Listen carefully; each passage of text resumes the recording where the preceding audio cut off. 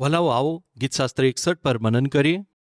દાઉદ પ્રાર્થના કરે છે, હે ઈશ્વર, મારી અરજ સાંભળ, મારી પ્રાર્થના પર કાન ધર.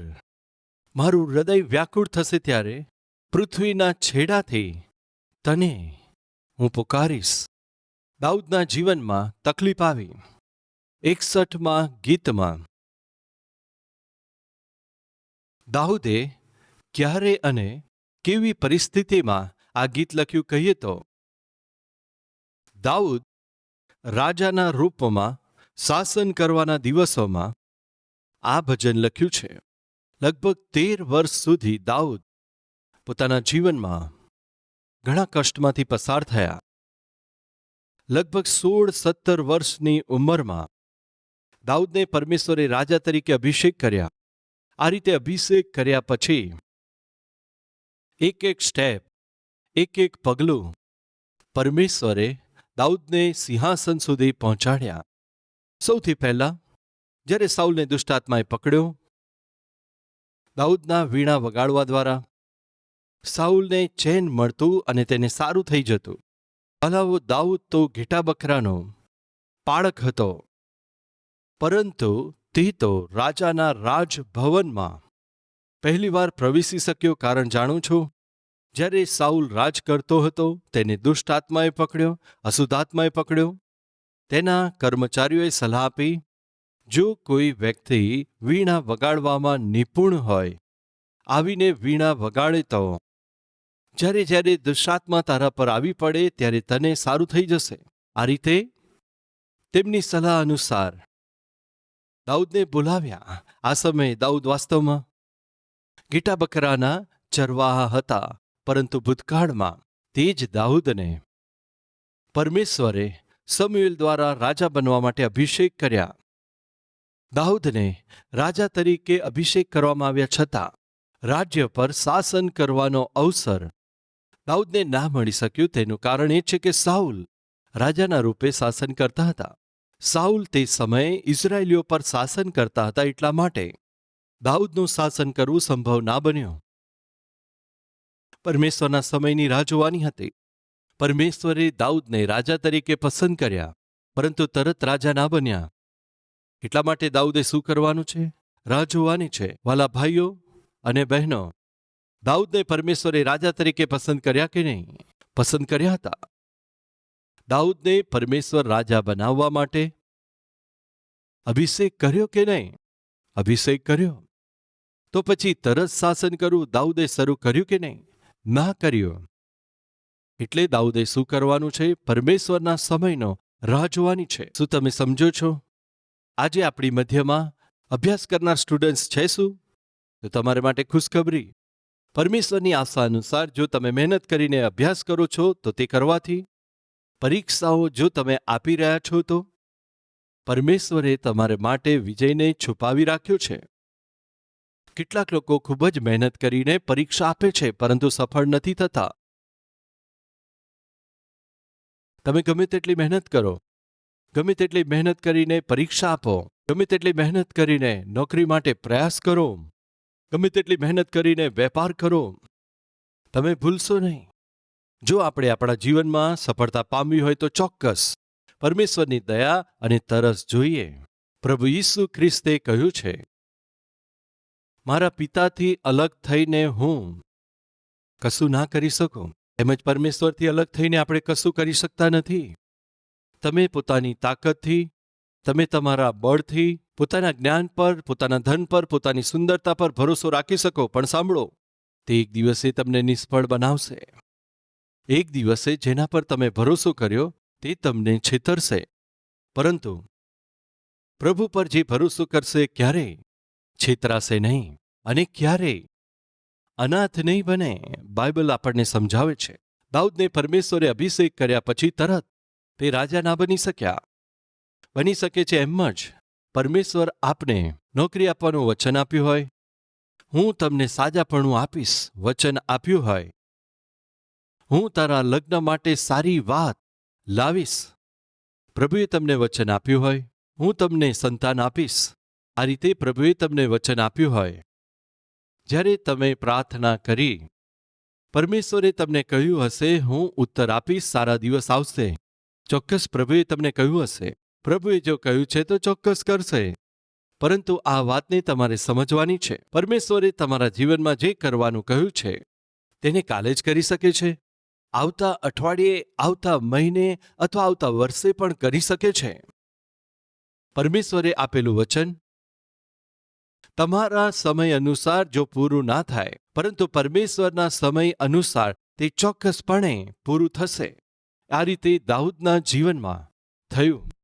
રાજાના સ્વરૂપે દાઉદને પરમેશ્વરે અભિષેક કર્યા, પરંતુ તે તરત રાજા ના બની શક્યા. તેને પરમેશ્વરના સમયની રાહ જોવી પડી. અને તે સમયે દાઉદને શું કર્યા જાણો છો? તપાસ્યો, તેની પારખ કરી. એટલું જ નહીં, તેને પરિપક્વતા તરફ આગળ વધાર્યો. પરમેશ્વરની પરીક્ષાઓ, સાઉલ દ્વારા લાવવામાં આવેલા કષ્ટો, મુશ્કેલીઓ અને જોખમો, વિપત્તિ, આ સર્વ દાઉદના જીવનમાં અગણિત પાઠોને શીખવાડ્યા. પરમેશ્વરે જે આપવાનું કહ્યું છે તે સમય તે આવે તે પહેલા આપણે કેટલાક પાઠ શીખવા જોઈએ. આપણા વિશ્વાસને દ્રઢ કરવો જોઈએ. આપણી આત્મિકતાને વધારવાની છે. ઉદાહરણ તરીકે, માની લો તમારા પિતાએ કહ્યું કે બાઇક આપીશ. વચન આપ્યું, સાંભળ બેટા, તું તારા બીટેકના અભ્યાસમાં જો એમસેટના અભ્યાસમાં રેન્ક લાવે, મેડિસિન સીટ પામી લે, એન્જિનિયરિંગમાં સીટ પ્રાપ્ત કરે, ત્યારે હું તને બાઇક ખરીદીને આપીશ. સમજો એવું કહ્યું છે. અથવા તો મમ્મી, હું તમને બાઇક અથવા સ્કૂટર ખરીદીને આપીશ. આ રીતે કહ્યું છે. સમજો, સૌથી પહેલાં તમારે શું કરવાનું છે? એમસેટમાં રેન્ક લાવવાનો છે. રેન્ક લાવવાથી શું થઈ જશે? રેન્ક લાવ્યા પછી તરત જ જો તમારા મમ્મી અથવા ડેડી બાઇક ખરીદીને આપી દીધી અને જો તમે ડ્રાઇવિંગ ના શીખ્યા તો શું ફાયદો જણાવો? એટલા માટે તમારો જય પ્રાપ્ત કરવો પૂરતું નથી. તમારે શું કરવું જોઈએ? મારે એમસેટમાં સારા માર્ક્સ લાવવા છે, તેનો પ્રયાસ તમારે કરવાનો છે. જો હું સારા માર્ક્સ લાવીશ તો ડેડીએ જે બાઇક લાવવાનું કહ્યું છે તે પૂરું પાડશે. વિશ્વાસ કરવો. અને સાથે સાથે તમારે શું કરવાનું છે? બાઇક ચલાવવાનું પણ શીખતા શીખતા રહેવાનું છે. શું તમે સમજી રહ્યા છો?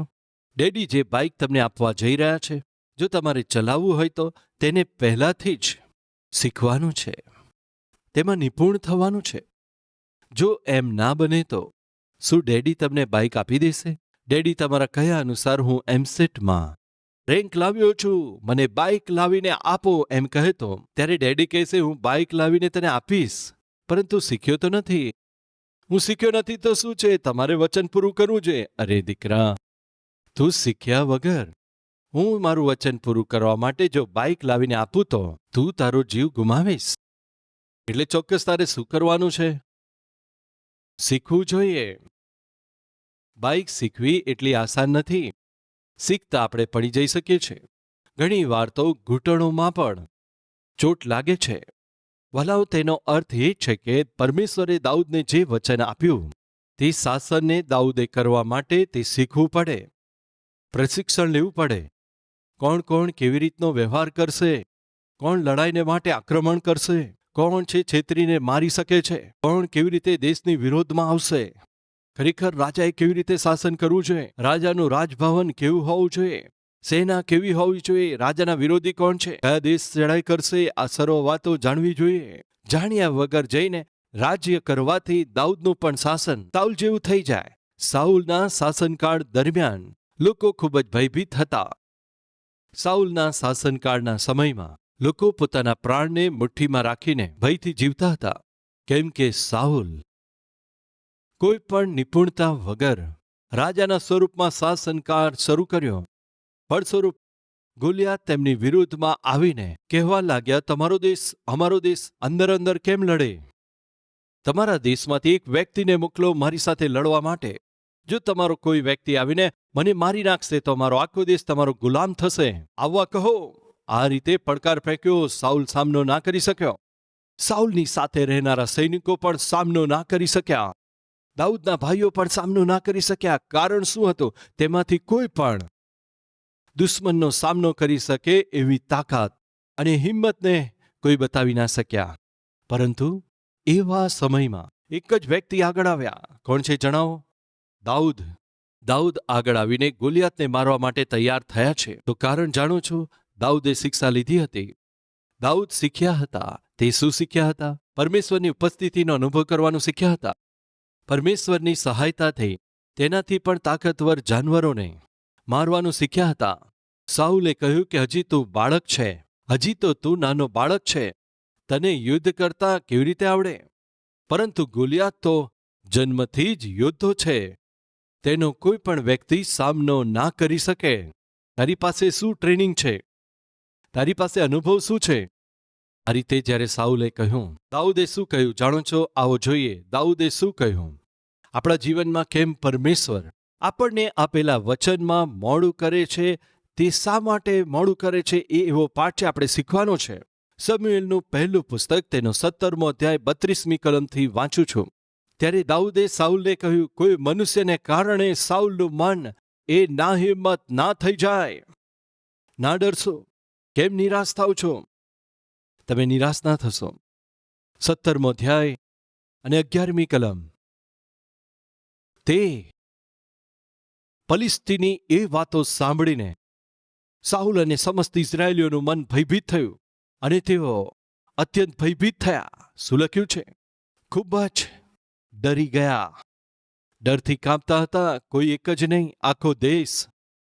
સાઉલ પર ભરોસો રાખવાથી એમ થયું, આ સર્વ ઇઝરાયેલી લોકો પરમેશ્વરનો ત્યાગ કરીને સાઉલને એટલે કે એક મનુષ્યને અમારી ઉપર રાજા નિયુક્ત કર, કે જે અમારી આગેવાની કરે, જે અમારા ઉપર રાજ કરે, જે અમારે માટે લડે, શાસન કરે, તેવા એક રાજા જોઈએ છે. આ રીતે શમૂએલને તંગ કર્યા. શમૂએલે જઈને પરમેશ્વર સાથે વાત કરી, પિતા આ લોકો કેવા છે? તમે જ રાજા છો, તમે જ એમના સૈન્યને આગેવાની લઈને તમે આગેવાની આપો છો. હવે તમારો ત્યાગ કરીને રાજા જોઈએ છે કહે છે. મને ખૂબ જ દુઃખ થાય છે. આ રીતે દુઃખી થવાથી પરમેશ્વરે શું કહ્યું? શમૂએલ શા માટે દુઃખી થાય છે? તે લોકોએ મારો ત્યાગ કર્યો છે, તેમણે મારો અસ્વીકાર કર્યો છે, તેમણે મારો ત્યાગ કર્યો છે ને? ઠીક છે, મારો ત્યાગ કર્યો છે અને એક રાજા જોઈએ છે. ઠીક છે, જઈને તે સાઉલને રાજા સ્વરૂપે તમે અભિષેક કરી દો. તેમની ઈચ્છા અનુસાર તેમના ઉપર રાજા નિયુક્ત કરો. ત્યારે તેમને ખબર પડશે કે રાજાથી તેમને કેટલું નુકસાન છે. મારો ત્યાગ કરીને એક મનુષ્યને પોતાના રાજા બનાવને કારણે તેમને કેટલા કષ્ટમાંથી પસાર થવું પડશે. અનુભવથી તેમને ખબર પડી જશે. રાજાનો અભિષેક કર. સાઉલનો રાજા તરીકે અભિષેક કરવાથી આવા હાલ હતા. સર્વ ઇઝરાયેલી લોકો ભયથી અને ડરથી કાંપી રહ્યા હતા. ક્યારે શું થશે ખબર નહોતી. તે સમય સુધી ફલિસ્તી લોકો ઘણી બધી વાર ઇઝરાયેલીઓ ઉપર ચઢાઈ કરીને તેમને પોતાના ગુલામ બનાવ્યા હતા. ફલિસ્તીઓના નામથી ઇઝરાયેલી લોકોને ડર લાગે છે. તમને યાદ છે, સામસોનના જન્મ સમયે ઇઝરાયેલી લોકો 40 વર્ષ સુધી ફલિસ્તી લોકોના ગુલામ તરીકે હતા. ન્યાયાધીશોનું પુસ્તક તેનો 13મો અધ્યાય 1લી કલમથી જોઈએ છે. 40 વર્ષ સુધી ગુલામ સ્વરૂપે ફલિસ્તીઓના શાસનમાં ભયંકર સ્થિતિમાંથી પસાર થયા. પરમેશ્વરે તેમના પર દયા કરીને તેમના પર ન્યાયાધીશો નિયુક્ત કર્યા. ફલિસ્તીઓના હાથમાંથી પરમેશ્વરે પોતાના લોકોને છોડાવ્યા. શત્રુઓના હાથમાંથી છોડાવતા આવ્યા. તેઓ સેનાના અધિપતિ થઈને છોડાવતા આવવાથી પરંતુ આ સર્વ લોકો મળીને શમૂએલને જાણે વ્યાકુળ બનાવ્યા. અમને રાજા જોઈએ, રાજા જોઈએ. હવે તેમના પર રાજા છે. આ જુઓ, સાઉલના શાસનકાળ દરમિયાન તેઓ કેવા હાલતમાં છે? ભય. કેવો ભય છે? પ્રાણનો ભય, શત્રુનો ભય. જે લોકોએ નિર્ભય થઈને રહેવાનું હતું, આજે એ લોકો ભયથી જીવી રહ્યા છે. આપણી મધ્ય એવું કોઈ છે? સાઉલના શાસનકાળમાં લોકો ભયંકર ભયમાં જીવતા હતા. પ્રિય ભાઈઓ, સાંભળો છો? તમારા ઘરના તમે રાજા છો. તમને અને તમારા જીવનને જોઈને તમારી પત્નીને ડર ના લાગવો જોઈએ. તમારા બાળકો ડરવા ના જોઈએ. વિઝિટિંગ અવર્સમાં ઘણી બધી બહેનો રડતા રડતા શું જણાવ્યું જાણો છો? મારા પતિને લીધે અમારા ઘરમાં આજે શાંતિ નથી, આનંદ નથી, દુઃખ ઉઠાવીએ છીએ, ભૂખ અને તરસથી તડપી રહ્યા છે. અમારા ભવિષ્યનું શું થશે અમને ખબર નથી. આ દેવું કેવી રીતે ચૂકવીશ અમને સમજાતું નથી. આ માણસને લીધે જાણે નર્કનો અનુભવ અમે કરીએ છીએ. સાઉલના શાસન કરવાને લીધે લોકોને નર્કનો અનુભવ થયો. સાઉલ પરમેશ્વરથી દૂર થયેલો વ્યક્તિ છે. પરમેશ્વરથી દૂર ગયેલા પતિને લીધે પરિવારમાં પત્ની અને બાળકો નર્ક જુએ છે. પરમેશ્વરથી દૂર થયેલી પત્નીને લીધે પરિવારમાં પત્ની અને બાળકો નર્ક જુએ છે. આજે આપણી મધ્યમાં નર્ક બતાવનારા કોઈ છે? મનની શાંતિને છીનવી લેનાર કોઈ છે? પત્નીની શાંતિને છીનવી લેનાર છે? પતિના મનની શાંતિને દૂર કરનાર, બાળકોની શાંતિને છીનવી લેનાર કોઈ છે? આપણી મધ્ય એવું કોઈ છે? તો સાઉલ અને તમારામાં શું ફરક છે? લોકો દ્વારા પસંદગી પામેલા જ્યારે સાઉલ એવા રાજા બની ગયા, રાજા તરીકે નિયુક્ત થયા, ત્યારે સાઉલે શું કરવું જોઈએ? તેણે લોકોના સહારા બનવાનું હતું, પરંતુ લોકોને ભરોસો ઉપજાવવાનો હતો, પરંતુ લોકોને હિંમત અપાવવાની હતી, પરંતુ તેમને ડરાવી રહ્યા છે. વાલા, આજે ડરાવનારા પતિઓ છે, ડરાવનારી પત્નીઓ છે, ડરાવનારા બાળકો છે. ફળ સ્વરૂપે તે ઘરની અંદર થરથરાતા હોય છે, ડરતા હોય છે. બાળકો પણ કાંપતા હોય છે. પત્નીને પણ ધ્રુજારી થાય છે. કારણ જાણો છો? તે ડરાવે છે. પત્નીઓને ડરાવનારા પતિઓ, પતિઓને ડરાવનાર પત્નીઓ, બાળકોને ડરાવનારા માતા પિતા, માતા પિતાને ડરાવનારા બાળકો. શા માટે એવું કરે છે? દુષ્ટાત્માએ પકડ્યા છે, અશુદ્ધાત્માએ પકડ્યા છે. જે આત્માએ સાઉલને પકડ્યો તેમને પણ પકડ્યા છે. એટલા જ માટે જેઓ તેમના પર નિર્ભર છે તેમની શાંતિને છીનવી રહ્યા છે. એવા પતિ પત્ની તરીકે તમે છો તો સાંભળો, સાઉલના માર્ગમાં તમે ચાલો છો. સાઉલના શાસનકાળમાં કોઈ પણ શાંતિ સાથે રહી શકતા નહોતા. કેવા હતા?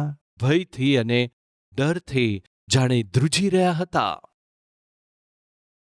એવા સમયમાં દાઉદ આગળ આવીને કહે છે, તમારે ડરવાની જરૂર નથી, તમારામાંથી કોઈ નિરાશ થવાની જરૂર નથી. કેટલી સુંદર અને કેટલી સારી વાત છે. આવો વાંચીએ 17મો અધ્યાય, તેની 32મી કલમ, બીજી લાઈન. કોઈ મનુષ્યને કારણે તેમનું મન ભયભીત ના થાય, નિરાશ ના થશો, એ જોઈએ. નિરાશ થતી પત્નીને જોઈને તમે નિરાશ ના થશો એમ કહેનારા પતિ જોઈએ. નિરાશ થયેલા પતિને જોઈને, બની શકે છે બીમારીને લીધે, બની શકે છે આર્થિક સમસ્યાને લીધે, બની શકે છે પાર્ટનર્સે કરેલા દગાખોરીને લીધે, નિરાશ થઈ ગયેલા પતિને જોઈને હિંમતથી રહેજો, નિરાશ થવાની જરૂર નથી. આ જ રીતે પત્ની પોતાના શરીરની નિર્બળતાને લીધે, સંતાન ના હોવાને લીધે, અથવા કોઈ બીમારીને લીધે, અથવા બીજા કોઈ કારણથી પત્ની નિરાશ થઈ જવાથી તમે હિંમત રાખજો, નિરાશ થવાની જરૂર નથી. આ રીતે હિંમત આપનાર પતિ જોઈએ, હિંમત આપનાર પત્ની જોઈએ. એ જ રીતે બાળકો સંઘર્ષોને લીધે, શૈતાન દ્વારા લવાતી પરીક્ષામાં પડવાથી, જીવનની અંદર જો ઠોકર ખાધી છે તો તેમને શૈતાન પકડીને પીડિત કરે છે, તો કોઈ પણ મંજિલ વગર જીવતા પરેશાન થઈ રહ્યા છે, તેમને હિંમત આપનાર પિતા અથવા માતાની જરૂર છે. તેમને સમજી શકનાર હિતેચ્છુની જરૂર છે. વાલા ભાઈઓ બહેનો, જ્યારે ડરથી આખો દેશ કાંપી રહ્યો હતો, ત્યારે એક વ્યક્તિ કહે છે, તમે ભયભીત ના થશો, નિરાશ ના થશો. વાલાઓ, સાઉલ આ રીતે કેમ ના કહી શક્યા? તેમની પાસે અનુભવ નહોતો.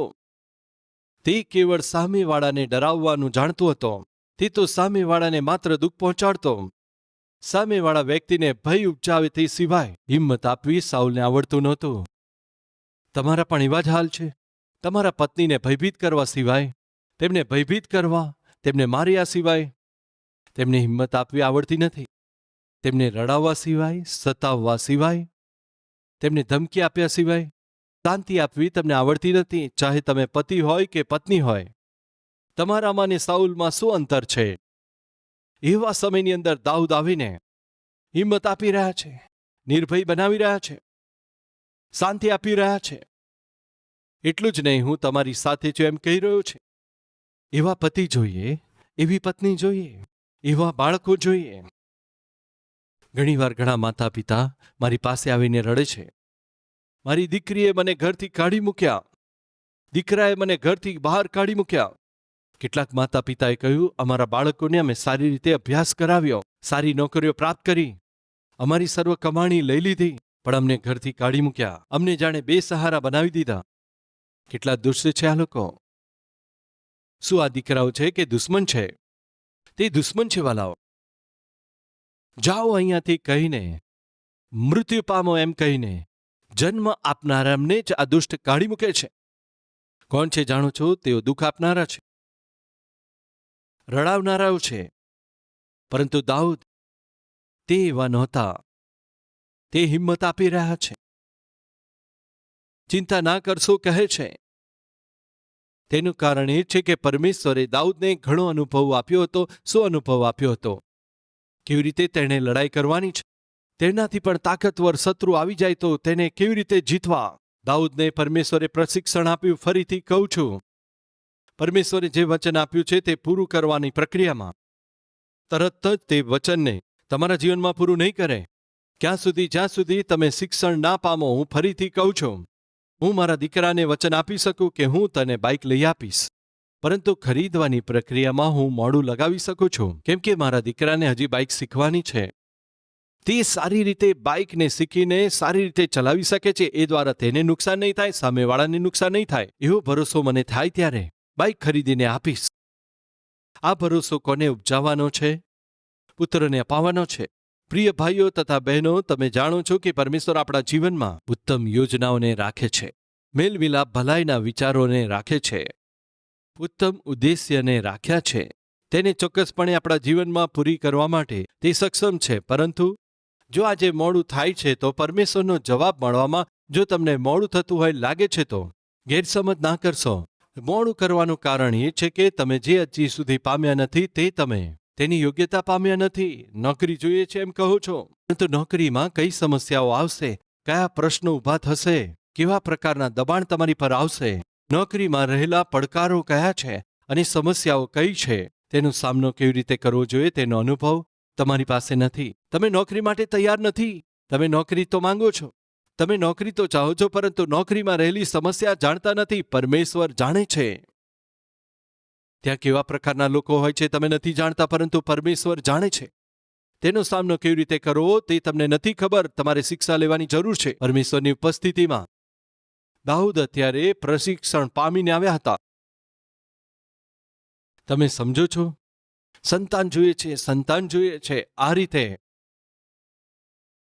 પતિ પણ ઈચ્છા રાખી શકે છે, પત્ની પણ ઈચ્છા રાખે, પરંતુ સંતાન આપવાથી તેને ઉછેર કરવાની ટ્રેનિંગ અને પાલન પોષણ કરવા માટેની ધીરજ તમારામાં છે. શું? બાળકોને જન્મ આપવાથી એક વાત છે, બાળકોનો ઉછેર કરવો અલગ વાત છે.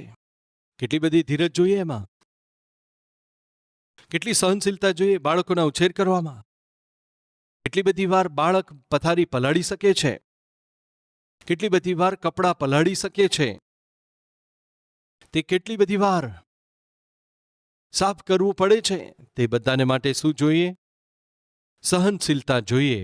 ધીરજ અને સહનશીલતા તમારામાં ના હોય તો પરમેશ્વર તમને સંતાન આપવાથી શું ફાયદો? જો તમે સમજશો નહીં તો તમે તેને મારશો અને તેને હેરાન કરશો. વાલા ભાઈઓ અને બહેનો, તમારી પ્રાર્થનાનો જવાબ આપવામાં જો પરમેશ્વર વાર લગાડે છે તો પ્રભુ તમને ભૂલ્યા નથી. પ્રભુ તમને સમય આપી રહ્યા છે કે જેથી તમે તૈયાર થાઓ. જે ઉત્તર તમે પામવા ચાહો છો તે હું આપીશ, હું આશીષ આપીશ, પરંતુ તેનો અનુભવ કરવા માટે તમે તૈયાર નથી. એટલા માટે તૈયાર થાઓ. હું શું કરું તમે પૂછો અને પ્રભુ તમને શીખવશે.